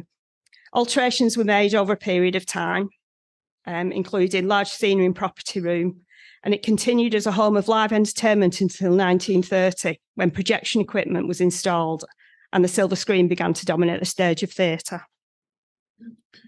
Further alterations took place and the cinema organ was installed, and it reopened as the Court Cinema in December 1930, with a back projection room built in 1950.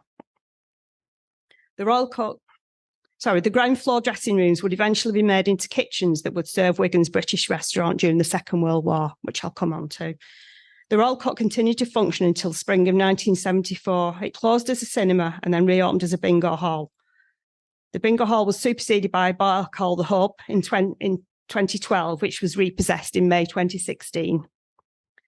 The building is Grade 2 listed, and the circle, complete with seats and upper circle minus seats, and closed off to the ceiling with a plasterboard wall, remain intact, as does the upper stage house, part of which is above the false ceiling installed in 1930.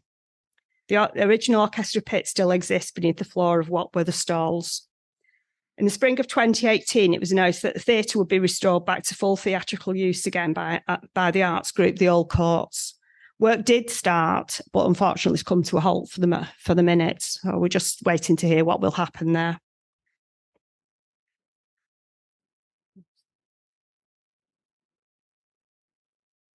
Excuse me. So this shows, again, Madame Geneva's as it is now. So we've got 54 to 58, and the British restaurant. It was thought to be Churchill's idea during World War II. The government created British restaurants during times of rationing. They offered nutritious, low-priced meals in every town across the country. However, a similar project had been introduced by the Ministry of Food in World War I to establish national kitchens, and the names changed between wartime communal dining to community feeding centres. And this is just an invitation to the actual opening at the Court Hall, King Street, on Monday, the 12th of January, 1942. At the time, the British restaurant can serve as many as 750 four-course meals a day for 10 shillings and remained open until around 1949. Quite a few in the country remained open a lot longer. In 1990, the properties were bought by the Themes International plc and became a public house and amusement arcade.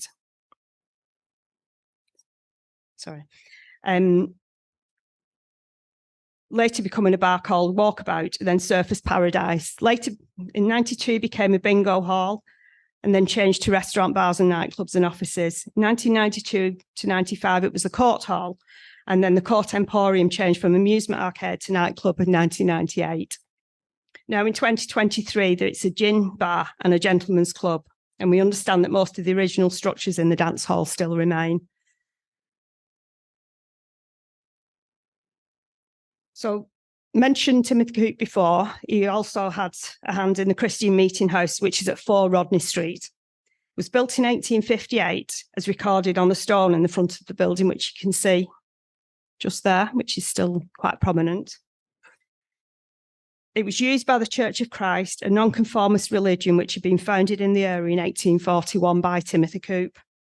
A popular name in the area for many things, namely the garment manufacturers, a joint proprietor of the garment factory on Downing Street. It's said that Timothy Coote baptised a person in the canal near his home and also baptised people in the River Douglas, which was near the meeting house. Which is quite a scary thought, isn't it, when you look at it now? The movement sought to restore the primitive New Testament Christianity.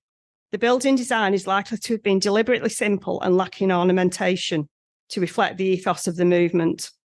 And in October 1858, the new Christian Meeting House opened with the local newspaper announcing that they would gladly welcome as many as the new premises would allow. January 1859, it held the first Christmas tea party, which was attended by 120 people. And in July 1860, a bizarre incident took place, which I'm going to leave Ken to tell you a little bit more about shortly. In 1869, Mr. and Mrs. Coote were welcomed back from their travels in America. And I understand the last quarter sessions were held in 1971, which seems quite late on, really. But again, I've not been able to find much information about that. It's not clear when the building stopped acting as a church. On a completely different note, you can just see here, and it's not particularly clear. In January 1992, the Manchester Evening News reported that Beverly Yates had bought the building and used her design skills to transform it to all things American. So I don't know if anybody remembers it. It included genuine Stetsons, saddles and blank firing guns, a 25-foot jet aircraft wing and a £10,000 Harley Davidson. Again, I don't know when it closed. But we do know in 1997, permission was given for a change of use of the first floor from a retail to restaurant. And until sometime prior to 2021, the bar at WN1 4 Rodney Street closed. Currently standing empty, it's thought to still contain some of its original features, which again, they're trying to sort of sell to repurpose, but we don't know where that's up to either. So there's a general theme running through both with Claire's and the buildings I've been looking into for sort of pubs, clubs, nightclubs. Okay, thank you. I'll hand you over to Ken now. Thank you. Right then, I've got the short straw with this one. The great locomotive explosion of Foggy Lane. So can you see the large bulbous protrusion halfway down the boiler? Think on that, it will be integral to this part of the presentation. Now, there was an article in the Manchester Courier, the Preston Chronicle, the Leicester Mercury, and the Lancashire General Advisor on the 14th of the 7th, 1860. It was about the great locomotive explosion of Foggy Lane sidings. And there we have a Jenkins 060 locomotive in use by the Lancashire and Yorkshire Railway between 1855 and 1875. So that was one of the culprits. And it was such a boring little piece, I had to ham it up a bit, so excuse me. I might be playing it like a music hall compo. Friends, I tell ye not a lie, when the great Lancashire and Yorkshire locomotive hurtled through the sky. It was 5:45 on the morning of Monday, the 9th of July, 1860. A locomotive of the Lancashire and Yorkshire Railway, which was connected to wagons laden with Pemberton coal, exploded on the Foggy Lane sidings. It was just behind the Wigan dispensary on King Street. This occurrence caused great consternation and alarm. The fireman, who shall remain nameless, had fired up his boiler and was transferring coal to an adjacent coal wagon into his tender for the journey, when a great explosion occurred. The locomotive left the tracks in an upwards trajectory, while the fireman left the locomotive on a westward trajectory. As the power of Vulcan's fire rose up to the heavens, the large brass dome of the boiler headed maliciously for the dispensary, hitting the wall and noisily bouncing around with gay abandon before coming to rest in the backyard, with panic ensuing in the wards. The main body of the locomotive, now on a northeasterly flight path, cleared the new public hall and then descended onto the roof of the Christian meeting house, where it crashed through and into the upstairs room, which was the chapel, where our Christian Methodist brethren gathered to pray. Luckily, the meeting house was empty and no lives were lost, but the damage was severe. Over on the Foggy Lane sidings, the fireman was found close to 30 yards away. He'd suffered minor cuts and abrasions, plus severe singeing to his moustache, eyebrows and fringe. But he was otherwise unharmed. The cause of the explosion is yet unknown. Was it the fickle finger of fate or something more supernatural? I personally believe it could have only been dynamite from one of the Pemberton collieries, absent-mindedly put down, and it ended up in the coal. I can't think of anything that will cause an explosion to send a machine like that over the dispensary, over the public meeting house, the public hall, sorry, and into the Christian meeting house. But it says it in the paper, so it must be right. Now we'll move on to something more sensible.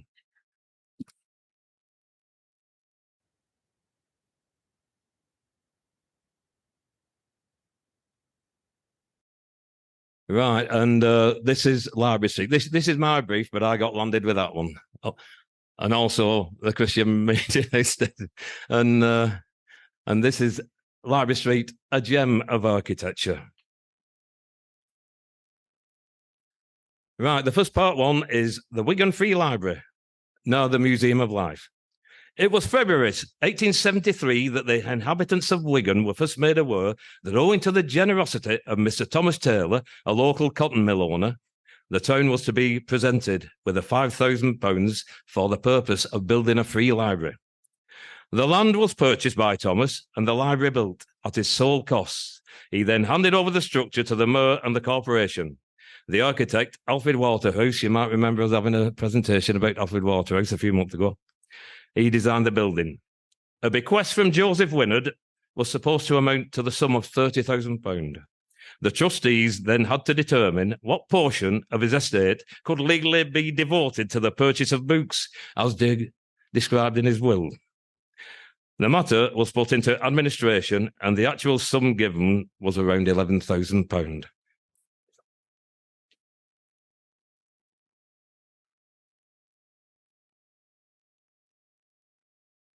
Right, the mysterious coat of arms. I bet you all wondered what that was when you were walking past the library. The actual origin of the coat of arms on the library is still not confirmed. It has been suggested Mr. Thomas Taylor invented the design for himself to give himself an air of respectability and nobility. Now, it's quite feasible that because the upper-class nobs and the landed gentry look down on the industrialists, but not as far as they look down on the working-class people who work for them. But a lot of snobbery going on. Now we go on to the bookless library. In bequeathing the money for the purchase of the books, Mr. Wynnard requested that Mr. Gerard Brown Finch might be consulted to select suitable books. When the library was officially opened on the 20th of October, 1878, there were no books on the shelves. I think a few people went home disappointed, didn't they? It was proving extremely difficult to obtain any money from the Lancashire Court of Chancery, in which the money had been deposited, until the building was passed into the hands of the town. Gerard Brown Finch was educated in the town, then afterwards attended Cambridge University. Thanks to its careful selection of books, the reference library was considered one of the finest in the country. Mr. Finch appointed Mr. Henry Foucard as librarian, who up to that time had held the position of sub-librarian at the Royal Academy of Arts, Burlington House. Oh, they're attracting the good ones, aren't they? Right, we move on a little bit up the road to the Timberlake buildings, the Library Street ones. We've already dealt with the King Street one and the Arcade Street one. The Wallpaper Supplies buildings, formerly Timberlake's, occupies a large block which includes the original garage and showroom, a former corn merchant's warehouse, both on Arcade Street, as Jim mentioned. And then Timberlake's moved into the automobile market from a bicycle shop in King Street when the family acquired the premises in Arcade Street. We're just going to have a look at College Chambers. This is a beautiful building. It's actually in a commercial now. Have you seen that commercial in Library Street? It's amazing. And they've altered McNulty's into a florist. In 1901, the iconic College Chambers building was built on the corner of Arcade Street and Library Street. It was designed in the terracotta style of the Mining and Technical College. This would also become part of Timberlake's complex housing. They weren't complex housing, complex housing, the offices and staff canteen of Mr. Commerate. As business improved after the First World War, a large new showroom and garage was planned. This would be adjoining the original Arcade Street showroom to be accessed on Library Street. The building was completed around 1922 and refurbished in 1929. The showroom had subsequent renovations under Timberlake's to keep abreast of the modern marketing trends. There we have a look at the, that is the 1950s one, and it was modified in 1929. The construction of this showroom and workshop complex is similar to the old Arcade Street showroom and was originally a large two-storey glass-fronted showroom with a workshop and garage on a third floor. Timberlake's continued trading in Library Street until 1968 when they moved to Walgate. It was a prime location on the A49 for a modern purpose-built dealership.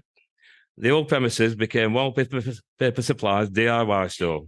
The Library Street premises were then divided into 5 separate shop units on the ground floor, with Wallpaper Supplies occupying one of them and all of the first floor. And there it is today in all its glory. A bit gaudy, I'd say. It's like a High Street in Calcutta, isn't it? But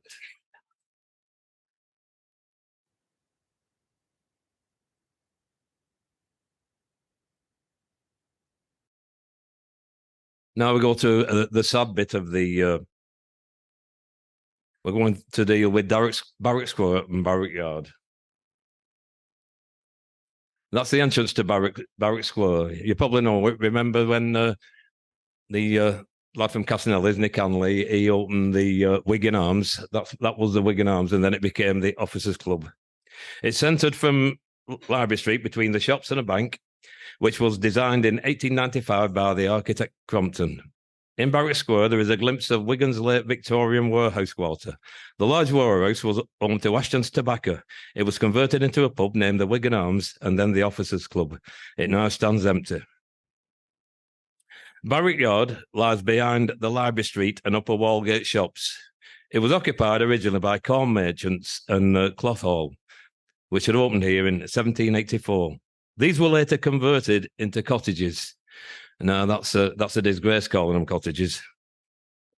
In the 1840s, it was a grim housing area. A report of 1849 described it as ill-drained, ill-paved, and a seat of fever. There were originally 45 cottages in squalid conditions. The houses were very small and damp, with the whole of the yard in squalor. All homes were in the dirtiest and filthiest state. Just 4 privies served 45 cottages with 257 inhabitants, which equals 6 persons per cottage of only 2 rooms. It had neither lighting, nor was it supplied with water. The yard was always poorly drained, very dirty, and strong odours. The landlord was unprepared to take in a water supply of 5 shillings per year unless a reduced price was offered. This is not Barrack's Yard, but it's closest I can get. The one here on your right is that's Little London off Standish Gate, another sort of millionaire's corner. I'm not sure who that was, but it actually shows an open sewer which had run from the privies down the middle. And it would be very similar to that in between other sort of industrial buildings. And it's a disgrace, really.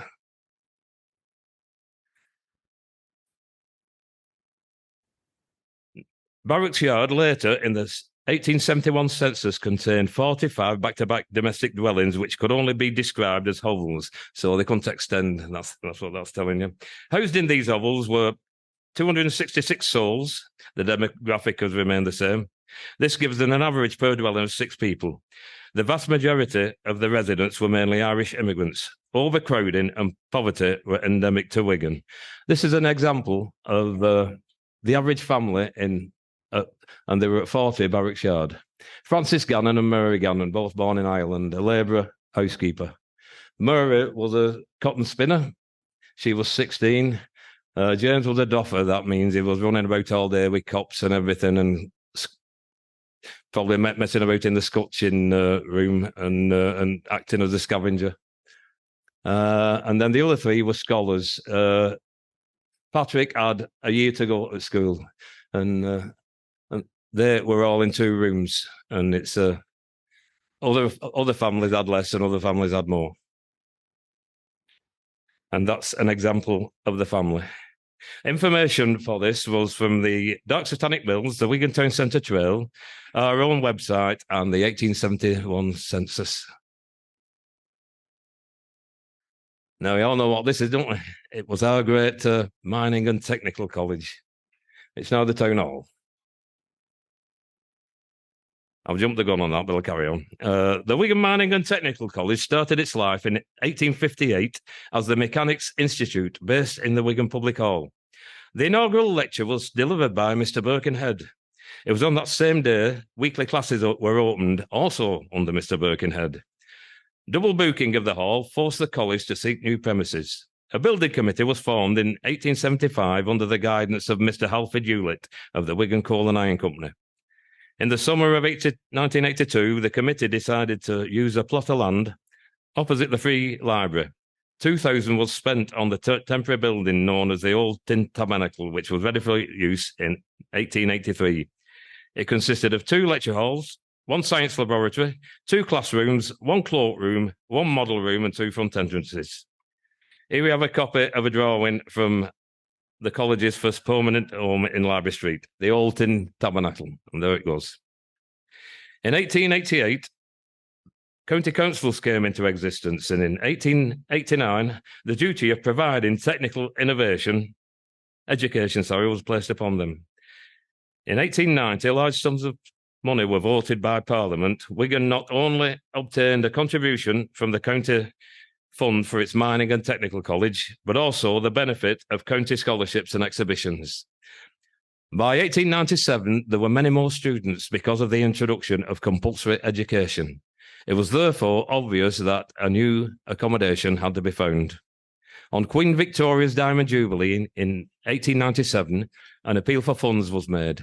By now, a sum of 40,000 by voluntary contribution was required to build and equip a suitable accommodation. A site of over 3,000 square yards, costing £10,000, was secured. The design by Briggs and Wolstenholme was accepted. In 1889 and built by Henshaw and Sons, in 1903, the new building was officially opened by the Countess Crawford, and the name college was substituted for school. Or vice versa, I should have said.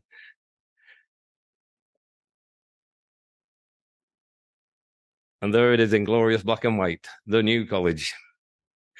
And a new county college was planned to be built on the rectory site in Parsons Walk in 1954. This site belonged to the church and remained underdeveloped, even though it was adjacent to the Market Square. On Wednesday, 17th of October, 1962, the new building complex was officially opened. The college's almost 100 years tenure in Library Street was over. The building later became Wigan Town Hall, and the college went on to become Wigan and Lee College. And that's our next bit. I just needed a little drink of agua.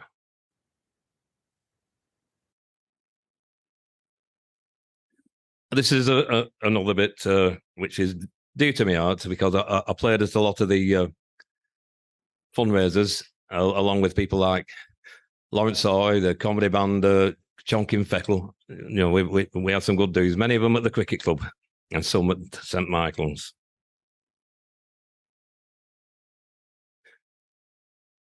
I'll just go back to that. WHAM, the Wigan Heritage and Mining Monument Group, was formed by members of our society. This monument is dedicated to the people of the Wigan area who worked in the mines,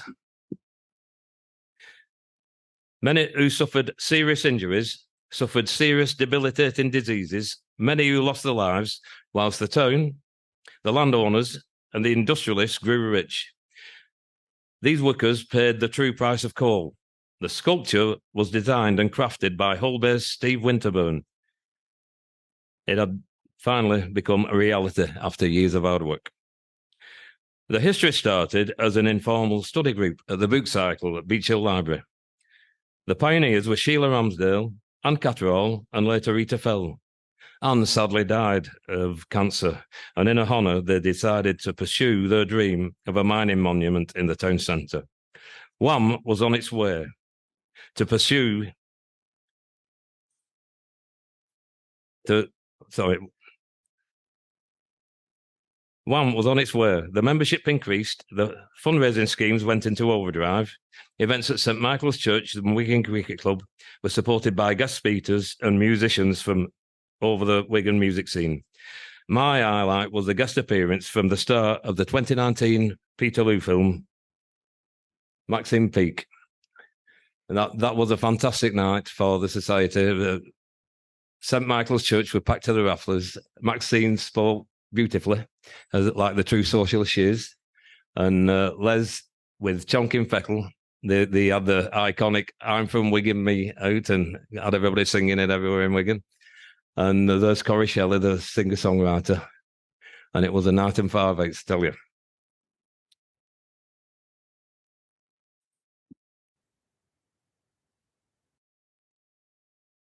Input and support came from Lisa Nandy MP, Councillor David Molyneux, Councillor I should say, the Brighton Borough Fund, the WHAM committee and members, and of course, the lovely people of Wigan. These people helped to achieve the goals, supporting the fundraising initiatives. Once the monument was completed, COVID struck. The placing of the statues was delayed.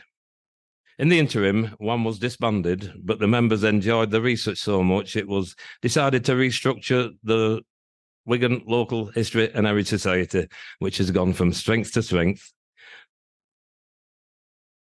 And those are statues being unveiled.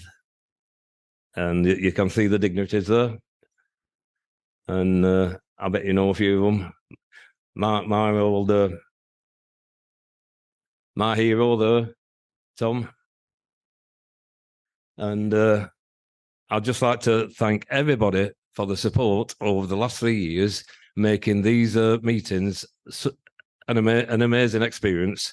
And the website with Peter Fleetwood is going from strength to strength, and it's a hive of wonderful historical information about the town and all who's sailing her. And I just thank you all support over the last 3 years, and that's the end of my little bit. Thank you.